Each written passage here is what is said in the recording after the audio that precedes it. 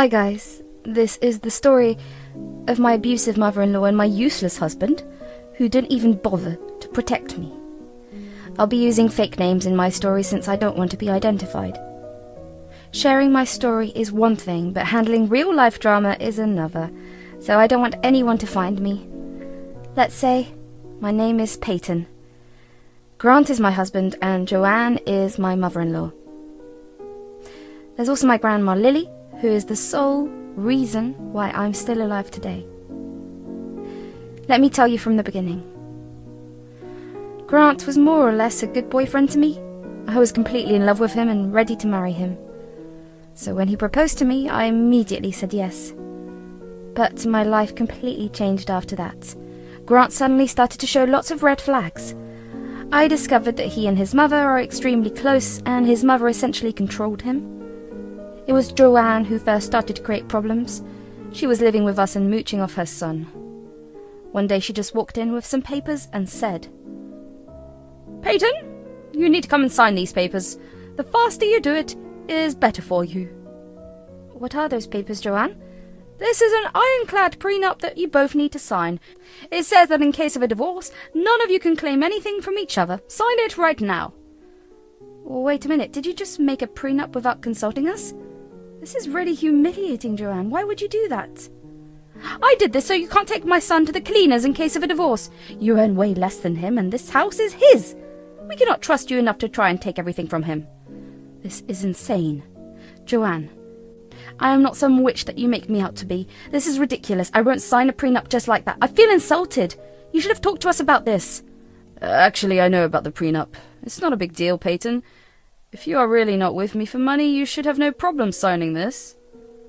I was pretty taken aback at the fact that Joanne and Grant had a discussion, but didn't even tell me. No, I was not with Grant for money. I didn't earn much, but I had had a big inheritance in store for me. I didn't tell Grant that yet. Grant and I fought for days, and Joanne regularly verbally insulted me for not signing the papers. After a while, I went to my grandma for help. She listened to everything I said, and said, "Honey, are you sure you want to marry this man? I don't think he's the right one for you. You two aren't even married yet, and he's already making plans with his mother to corner you. There's just this one problem, Grandma.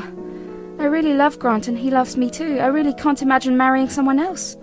He is a good man."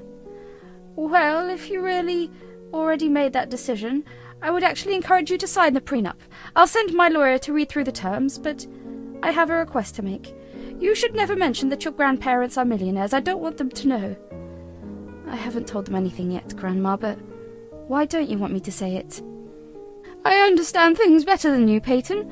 You're seeing them with rose-tinted glasses. Your grandfather and I worked hard to build this fortune. I don't want anyone to take advantage of you and steal your money." "Grandma, you don't have to worry about that. I won't tell them anything since you asked me not to. Besides, Grant is a good man, and he will never do that. If his mother becomes too much, I'm sure he'll protect his wife." I was wrong, you know. Grant was a horrible man, and his mother was much worse than I knew. I gave in and signed the prenup, and later realized what a wise decision it was. As soon as we got married, Joanne started to abuse me regularly. Even after signing the prenup, she verbally and sometimes physically abused me. I'm too ashamed to speak of the things she did, but I will mention one incident. This incident is important because it was the turning point of my marriage. One day when I was home after work, Joanne came storming into my room with a smirk on her face. She handed me a big bag of clothes and demanded that I wash them. I didn't protest because I was used to this behavior. I knew that if I refused to do it, she would tell Grant, and then the two would verbally abuse me. It was a routine. So I picked up the heavy bag, even though it was hard for me. While I was going down the hall, Joanne tripped me, and I fell. I hurt my ankle and screamed out in pain. Joanne laughed at me and left. After putting an ice pack on my ankle, I called Grant. "Grant, I fell down and hurt my ankle. Your mother tripped me today. I have taken her abuse for a long time now. You need to do something. She's crossed her limits." "Don't make up lies about Mum, Peyton. She would never do something like that. You just want her out of the house and don't want to do chores. Stop lying and defaming my mum." "I'm not lying, Grant. Please believe me." "Don't waste my time, Peyton. Go back and do the chores my mum gave you. I don't want another complaint out of your mouth." Grant simply hung up on me. He never stood up for me and always acted like I was in the wrong. I didn't say anything because I didn't want him to leave, but this time I couldn't take it anymore. I just cracked. Actually, I was secretly seeing a therapist with the help of my grandma. So their abusive ways were becoming too much to handle. It was at this point that I knew I had to get out. What pissed me off even more was that Joanne sent me some nasty texts saying how I deserved what she did and Grant would never speak against her. I was freaking mad. I made up my mind that I needed revenge. The opportunity showed up well later. My grandma passed away. I was sad but relieved because she was in a lot of pain. I couldn't stand to see her in so much pain. I stayed strong, thinking that she had finally reunited with my granddad and was now free from pain. Grant didn't even help me, even a little, when my grandma passed away. He didn't even show up to the funeral or anything. But he got to know that I received $250 million as an inheritance. Yes, they were that rich. Grant absolutely lost his shit with shock. He was being extra nice to me when we went home. The next day, another surprise awaited me. Joanne was at the foot of my bed looking very sweetly at me. I was surprised to find her in my room looking creepily at me. I honestly didn't know what to think of it. In my mind, I could see this coming. Still watching my abusive mother-in-law change her face was starting to creep me out. I said, "What are you doing here, Joanne? No one told me you were coming today. Hell, why were you staring at me in my sleep?" "Oh, I came early so that I can help you with the chores. I made you tea and it's right beside the bed. I know how much you love tea, so I ordered a special batch for you." "You didn't answer why you were sitting in my room when I was sleeping?" "Honestly, Joanne, it is creepy as hell." "I was trying to massage your feet, Peyton. I know you hurt your feet while carrying my laundry that day. Your feet must be so sore, so I thought maybe I could massage it for you." "You literally tripped me that day, Joanne. How dare you show up and try to massage my feet? Don't you have any shame?" Now, you don't have to be so dramatic about that one. It was an honest mistake. I didn't know you would fall or that the load was so heavy. I already massaged your foot and made up for it, didn't I? You think massaging my foot will make up for the way that you have abused me? You are insane, Joanne. Get out of my room. I don't want to see your face right now. All right, I'll be in the kitchen making you breakfast. You don't have to worry about it anymore. I will take care of it. I will also make sure Grant has everything ready as well. You take your time and freshen up." Joanne said that sweetly and left with a skip in her step. Her shift in attitude was making my head spin, even when I was lying down. I felt like she breached my privacy and was acting like a lunatic. Money can really make people do things, you know. Joanne is solid proof of it. Grant must have told her to avoid my inheritance, which prompted her to make this visit a change of heart.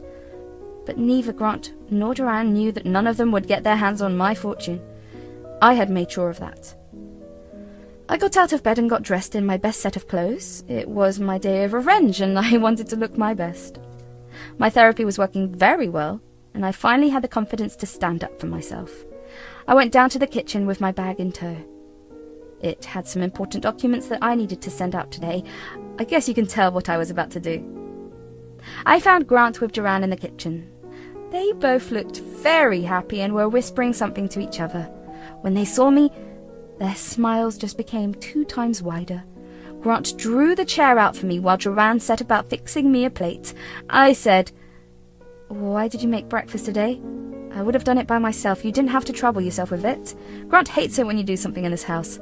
"What nonsense! I'm happy to do this for you, Peyton. It's not a big deal." "Yes, it's just breakfast. My mum can do this for you. You don't have to worry about any kind of work from now on. Once we sell the house and buy a mansion, I'll look for a housekeeper. Till then, my mother can look after all the chores. I'll help her out too." "You think buying my medicines is a waste of money, but suddenly hiring a housekeeper is cheap for you? Also, how do you plan to buy a mansion? Been robbing a bank recently?" "Don't be ridiculous. We have plenty of money to do everything now. You just got a huge inheritance from your grandmother." "Yes, Grant is right. Finally, we are millionaires now. We don't have to worry about money anymore. Your inheritance would be enough to last us a lifetime. We can do whatever we want now." "Yeah, I've been thinking about quitting my job. I was getting burnt out in this place anyway. Maybe we can take a vacation and have some fun. What do you say?" I started to laugh very loudly at what they said. I couldn't believe my ears. It has been like 1 day since I received my inheritance, and these two have already started to make plans. They really think that I will just hand them over the money and let them do what they want? 1 day of fake good behaviour was supposed to wash away years of abuse that I suffered at the hands of my husband and mother-in-law? Joanne and Grant looked a little uncomfortable with my laughter and were trying to look away. Their own plans may have sounded just ridiculous to them too, since they held on to the hope that I would magically forgive them. After laughing for a few seconds, I said, "My God, it's been like 1 day since I got my inheritance. Look how drastically you have changed your tunes. Money does make a difference, doesn't it?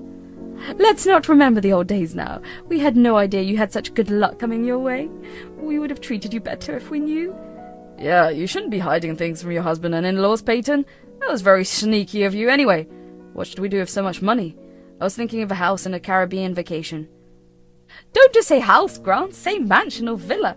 We can even opt for a penthouse. That would suit our status better. We are millionaires after all. All my friends would be so jealous of me." I listened to their banter and then casually took out the documents that I was hiding in my folder. Joanne and Grant looked expectantly at me, as if I was giving them papers saying all the money was theirs now. But they would be in for a shock. I held the papers in hand and said, "I would like to correct you there, guys. We are not millionaires. I am a millionaire now. The money is mine, and I got it as my inheritance." "Yes, you did get the money, but we share everything. We are married after all, so you should be sharing your money with me." Yes, and as your mother-in-law and only surviving family right now, you should share the money with me as well. We are family after all. You are my daughter as much as Grant is my son." It's ironic how I have suddenly become your daughter, Joanne. Till about yesterday, I was just a witch your son married. Anyway, you shouldn't get so carried away. We won't be family anymore. Not that we were ever family anyway. "What do you mean, Peyton? I'm your mother-in-law, so I am family."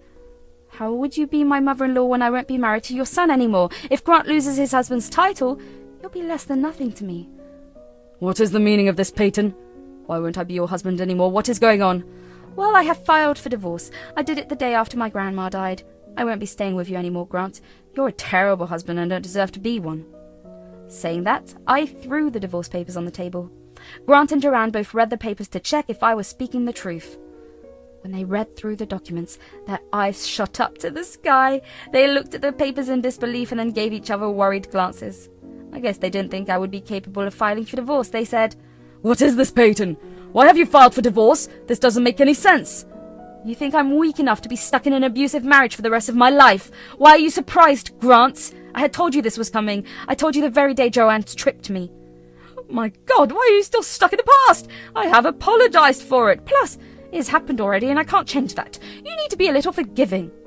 "This is not a big enough problem to warrant a divorce. Mom has already made amends for that." "So you, Joanne, confessed to tripping me, and all you do is tell me to get over it? Well, get this into your head, guys. I am divorcing you, and you won't get a cent of my inheritance. I can't believe I fell in love with such a vile man like you, Grant. I'm ashamed I tried my best to impress a monster like you, Joanne. But this abuse ends now. We are definitely getting a divorce, and we can do this the simple way or the difficult way." Suddenly, Grant and Joanne looked very pissed at me. I guess they didn't like the fact that I called them out on their behaviour. They knew that since I filed for divorce already, I was dead serious. It wasn't a threat to make them do what I wanted. They were now willing to follow my wishes anyway, since I had lots of money. They said, "What's the use of divorcing me, Peyton? You have more money than me because your inheritance is our marital asset. I will get half of it anyway. You might have half, but most of it will be spent on the lawyer." "God, did you forget about the prenup that you and your mother forcefully made me sign? I'm sure my dear mother-in-law can remind you of it. She was adamant we sign a prenup." It suddenly dawned on them that they had screwed themselves over. Back then, they had no idea that I would somehow become a millionaire. They wanted to protect themselves because they knew no sane woman would stay with them after their abuse. The prenup was a way for them to abuse people and not have any consequences for it, but this time they just played themselves. They dug their own graves. They said, The prenup was a long time ago. I'll talk to a lawyer and find out what we can do. We won't let you walk away with all that money." "Yeah, you are doing this to threaten us. You can't do anything to us, Peyton. We will take your money and do what we please with it." "So? I take it that you will try and fight me in court? Oh, don't worry, Peyton. We will make this hard for you. You can't just decide on your own. I'll fight you in court. You can't get divorced without my signature, remember that? Really, Grant? So you will intentionally make the process difficult for me, Grant? Well, that's not an issue. I'm prepared for everything. I have some ammo of my own. What do you mean, Peyton? Joanne, remember how you confessed to tripping me and abusing me on texts? Well, I will use them to file a report to the cops. That'll be a fun event, won't it? No, you won't dare do that. You won't do that to me. That is impossible. I'll delete all the texts. Don't worry, Joanne. I have all the texts saved and sent to some of my friends. Trust me, I'm perfectly capable of reporting you to the police. In fact, I can also show how Grant knew and didn't do anything to save me. It'll be a downhill battle for you in divorce court. Joanne and Grant immediately started to hound me with apologies. They forgot the fact that I had the power to put Joanne in jail. They thought I had let go of the incident, but I was just biding my time and using this for the right moments. Joanne and Grant were in deep trouble. They were unsure of what to do. I took the divorce papers with me and left the house. I would collect my things the next day. Grant and Joanne tried to stop me and said, "Don't walk away from us, Peyton. Let's sit and have a conversation about it. We can deal with the situation like adults and not make any rash decisions." "Yeah, you have to stay here anyway. Where will you go anyway? Let's talk about it." "I'm moving into my grandmother's house. It has already been transferred to my name. I will be living there and waiting for Grant to decide on the divorce. I'm taking the papers with me so that you can't damage them and make me file again. As for my things, I've taken pictures of everything. Don't even think about damaging or getting rid of anything." Grant and Joanne went on trying to stop me, but I had already called a friend who was waiting for me outside. I got into her car and drove off with her. Grant and Joanne stood at the door and stared at us the whole time. After going to my new place, I contacted a moving company and booked them to bring my things from the house. In the months that followed, Grant and Joanne did their best to try and change my mind. I kept reminding them about going to the cops because Grant didn't sign the divorce papers. Grant did talk to a lawyer who told him in no uncertain terms that the prenup was solid and he had no way out. After being threatened by me multiple times, Grant was forced to sign the divorce papers. He didn't want his mum in jail after all. Plus, he knew I would never give him a chance again. Grant and Joanne are currently not talking to each other. Wondering why? Well, Grant did not take the divorce very well and started to blame Joanne for causing problems between us. Grant was sure that Joanne was the reason he missed out on being a millionaire. After having countless fights with her, he ended up kicking her out with nothing. Since Joanne lived off Grant's money, she was left homeless and without funds. Last I heard, Joanne was in a homeless women's shelter with no idea what to do with herself. I did the course of informing everyone what horrible people Joanne and Grant are, so they have been isolated from people. No one really talks to them. As for me, I'm enjoying my new life and casually watching the aftermath. I still stay at my grandma's place since it holds sentimental value to me. From my inheritance, I have donated some money to women's help centres and plan on doing more for them. The rest of the money has been invested and secured for my future family. I still work at my old job since I don't want to sit idle. Life is good so far and I'm hopeful I will meet someone who deserves me.